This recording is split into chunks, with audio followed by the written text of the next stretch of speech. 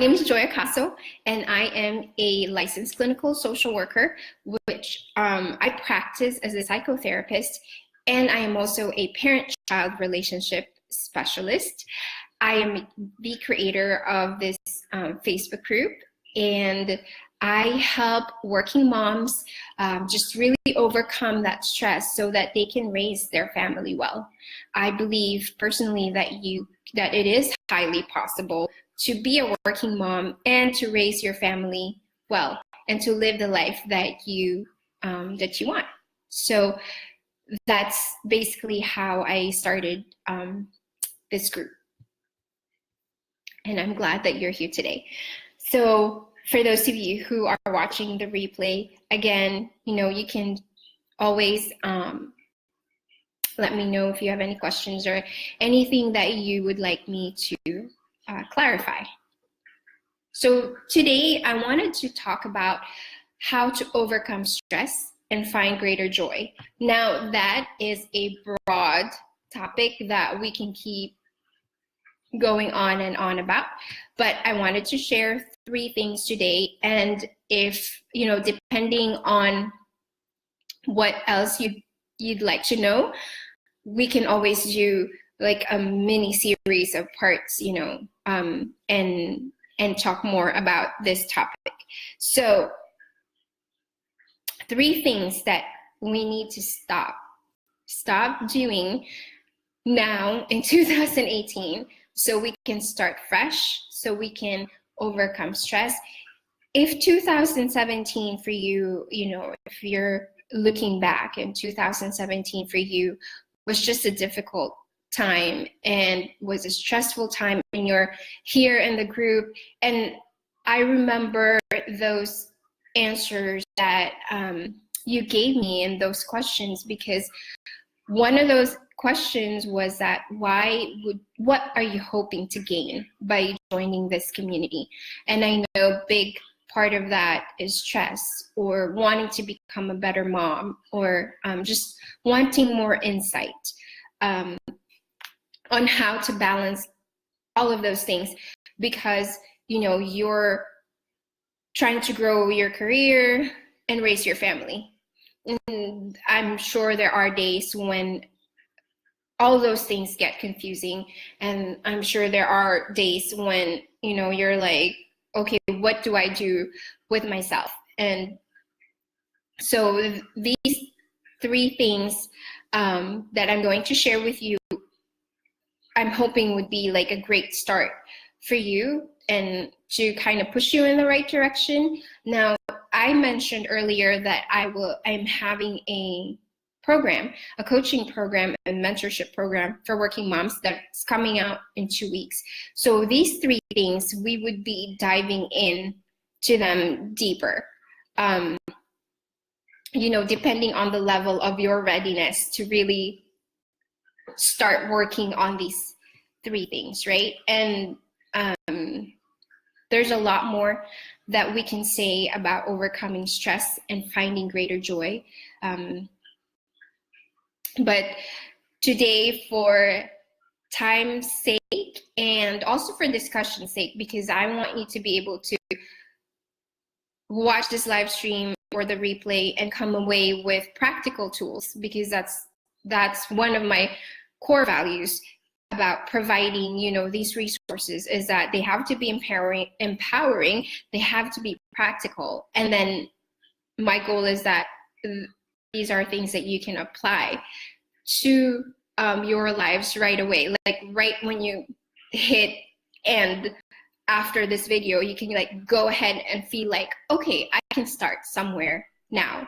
I meet a lot of moms and who just feel, like they're stuck in a rut, or they feel alone and lost in motherhood. And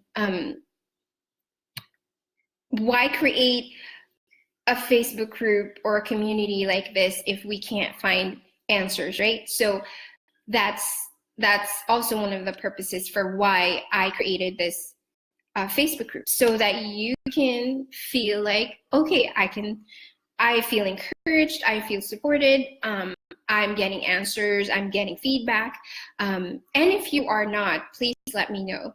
If you are not finding the answers to your questions inside the group, let me know, because it might be something specific that I haven't really thought of. And all you have to do is just post it or send me a message, and we'll get to it. Okay, so 3 things to stop doing now. The first thing is that we need to stop nurturing a stressful life. This is where you keep telling yourself, I'm so busy, I'm so tired, I'm so exhausted. But we need to sit down and say, like, what kind of life am I really trying to build up for myself and my family? Am I saying yes to the things that are important and saying no to the things that not just are unimportant, but are not necessarily contributing to my core values or what I think my purpose is all about? So, if you have a busy life already, right? You're involved in, because I know at work sometimes we have committees. So if you're involved in a committee at work and you're trying to juggle all of that, or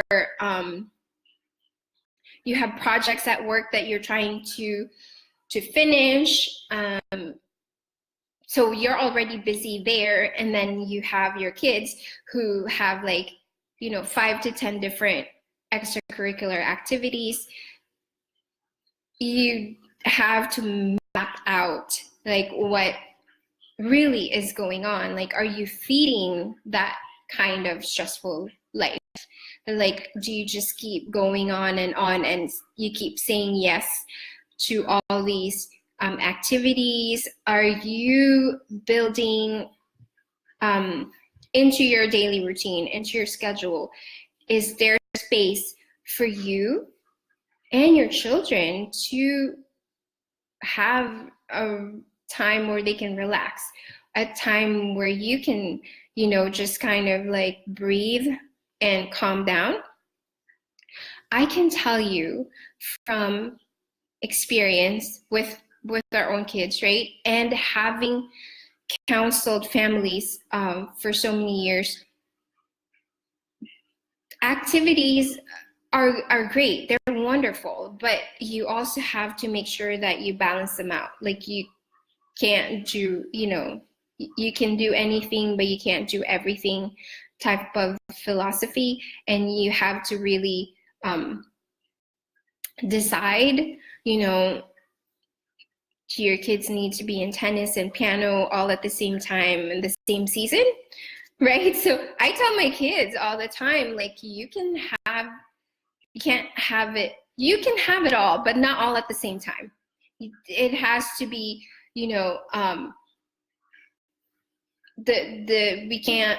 can't feed into our busyness and expect things to change if we're not looking into it, if we're not really asking ourselves, do I really like this this kind of lifestyle? Do I really want to be in the parent-teacher organization and the committees at work and in a charity event? And do my kids need to be in martial arts, this year, and art class at the same time, right? Because obviously, if you feed into that busy lifestyle, then that's what's going to keep growing. That's what's going to keep happening.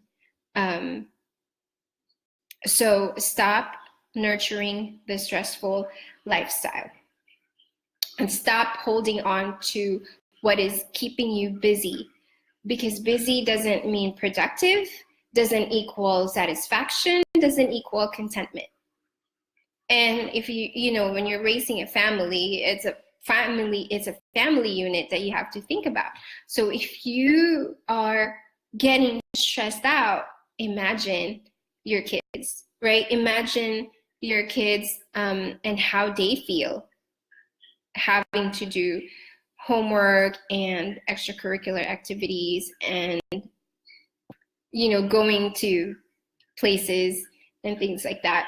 I am, like I said, speaking from experience, we've had to really pick and choose what we do and understand why we're doing them. So in the program that, in the coaching program, when I mentor moms, this is one thing that, this is exciting for me because a lot of discoveries come out, like why,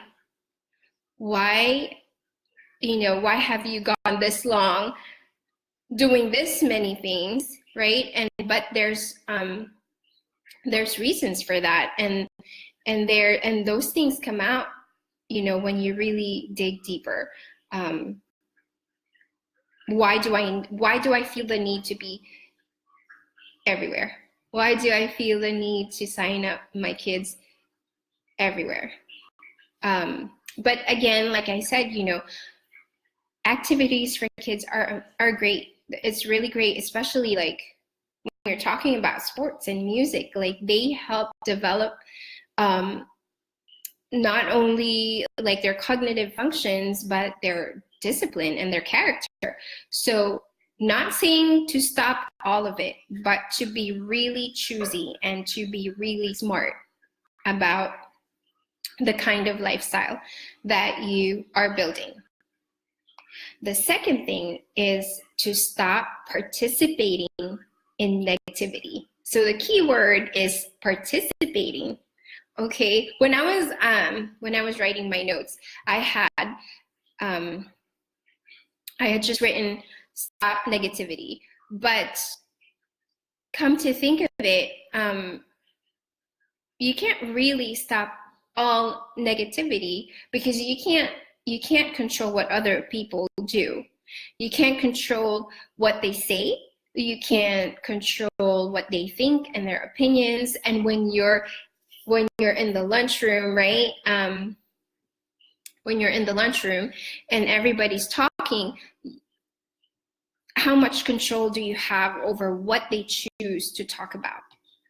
What you have control over, what we have control over, is how much we participate in negativity and how much time we actually put in to those negative things. Last week I had a session with one of my clients, and you know, she said that she doesn't take a lunch break because of that very reason. She does not want to be surrounded by, you know, negative talks and gossip, very common in the workplace, politics, all those things. So, and we came up with kind of like a solution and an action plan so that she doesn't have to not take her break at all. So stop participating in negativity. Where do you find negativity nowadays? Everywhere. Magazines, TV shows. What else did I write? Oh, bosses and coworkers, right? News. The news has a lot of negative things in them. So when you don't underestimate, okay, do not underestimate the power of just that negative energy. Even if you are not saying anything, you are absorbing those words. You are putting those words into your memory. You are, you know, eating or absorbing that energy wherever you are, like workplace or, you know, even school activities, maybe with other people or family events. I understand that family events can be stressful sometimes for some people because of just the dynamics that happen there. So even if you are not saying anything and you are just sitting there and, you know, even if you're not agreeing, you're not commenting, again, that all of those things get put into your memory.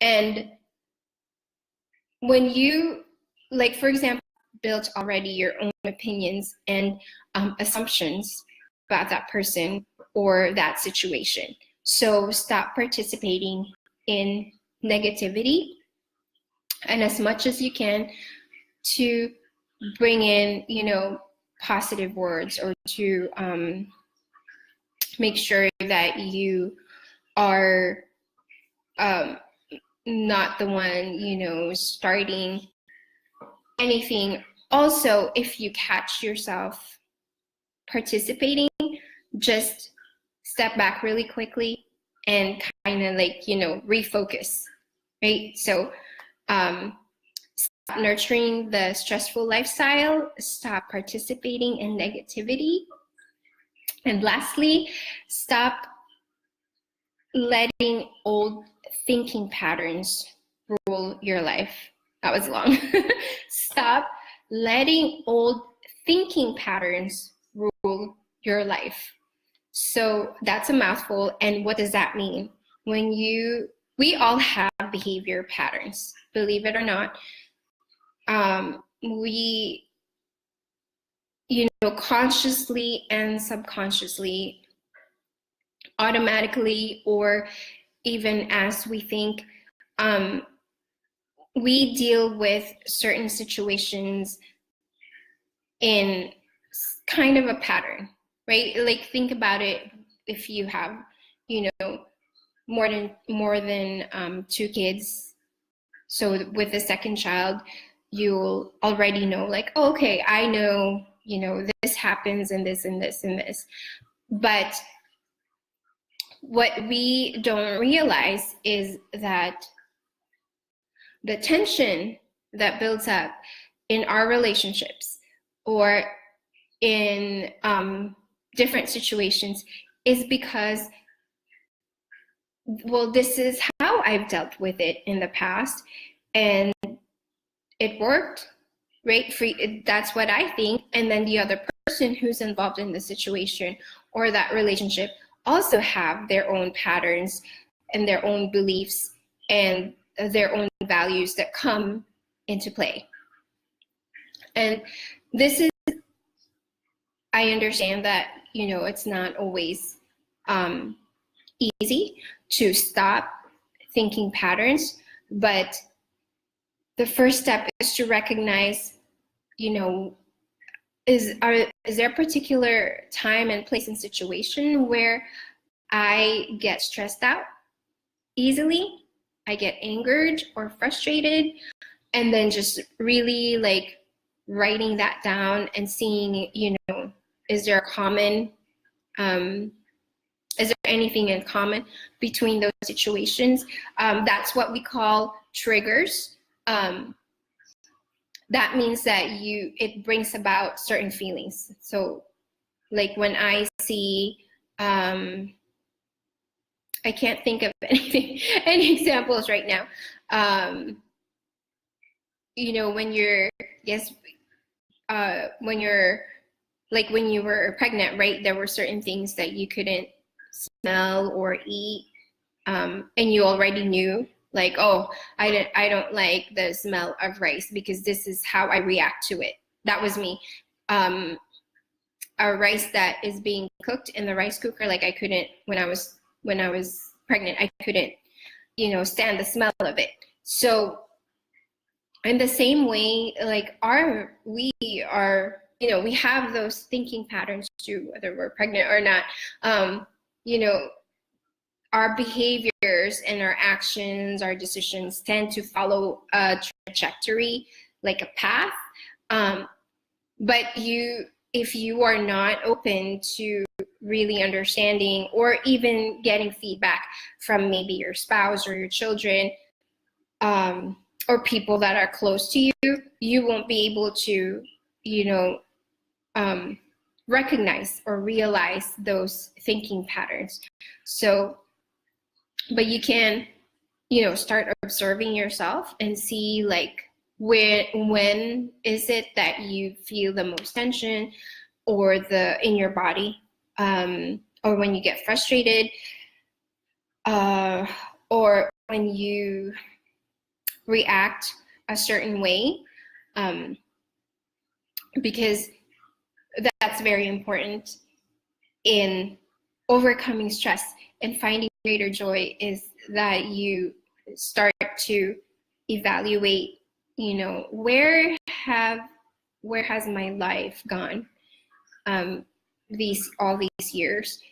Just to share a personal story with you, the last 10 years have been, like, for me, really about working on myself, my insecurities, and just heightening my self-awareness, being more knowledgeable about who I am, so that I can control my reactions, control my thoughts, and make better decisions. So, you know, there's definitely a benefit to saying, like, okay, if this is not working, because life is so dynamic and change is so inevitable, that, like, what I did last month may not be working today anymore.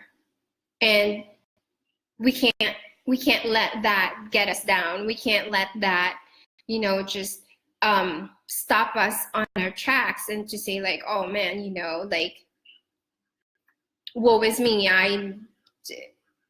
why did it work last month and now it's not working anymore? Whatever it is that you were, you know, family problems or work related stress that you tried to handle and things were working fine last month, but this month it's not anymore.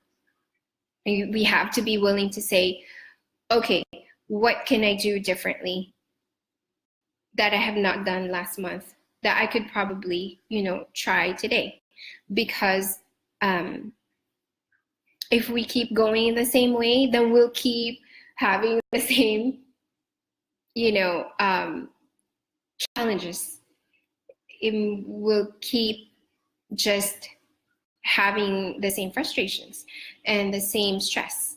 So just remember that, you know, having that self-awareness and observing yourself and just really saying, oh man, like, in the afternoon, like, when I think about this certain thing, I get upset.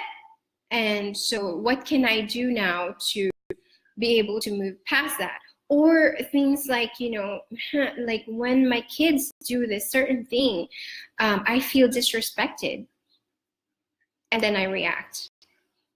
You know, that is one of the things, by the way, that, and we can talk about that at length too. One of the things that I've had to work with the kids, so every time they would, you know, say something, not even, well, now realizing that they're not really trying to talk back at me. It was just me, like, you know, meeting them at a place where I was just not feeling good, and I was just not feeling myself.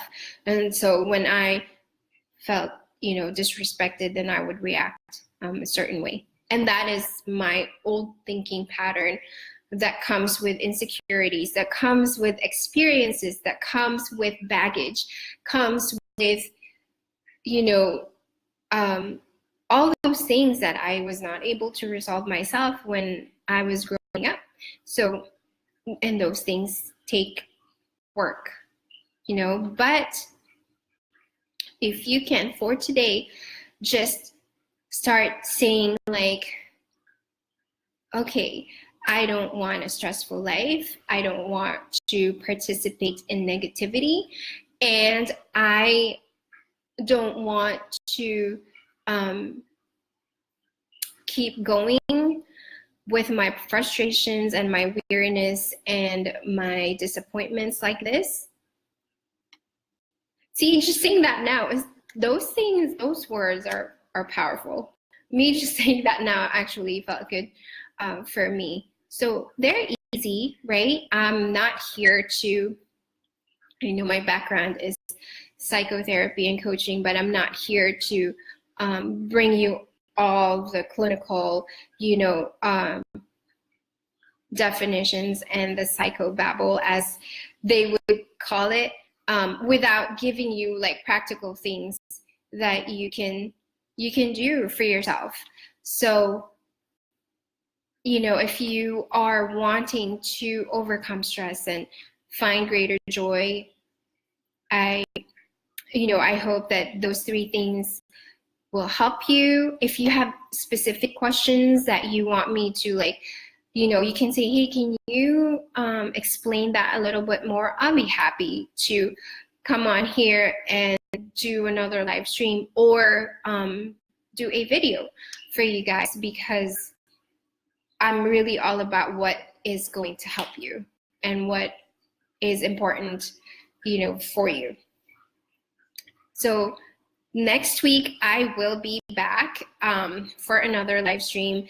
I was walking the other day and I had an epiphany moment, and I wanted to share that with the group. So be sure to tune in next week. I will let you know what time.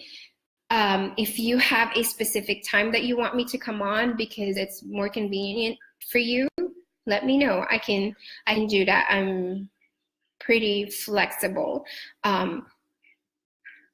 I don't want to come on too late because you all might be sleeping by then or anything like that. But and hopefully my kids will be asleep if you want me to come on at night. So that's it for today. Thank you so much for watching, and the replay will be on here probably till tonight inside our Facebook group, and then after that I'll be moving it over to my YouTube channel. Take care, ladies. I'll see you soon. Bye.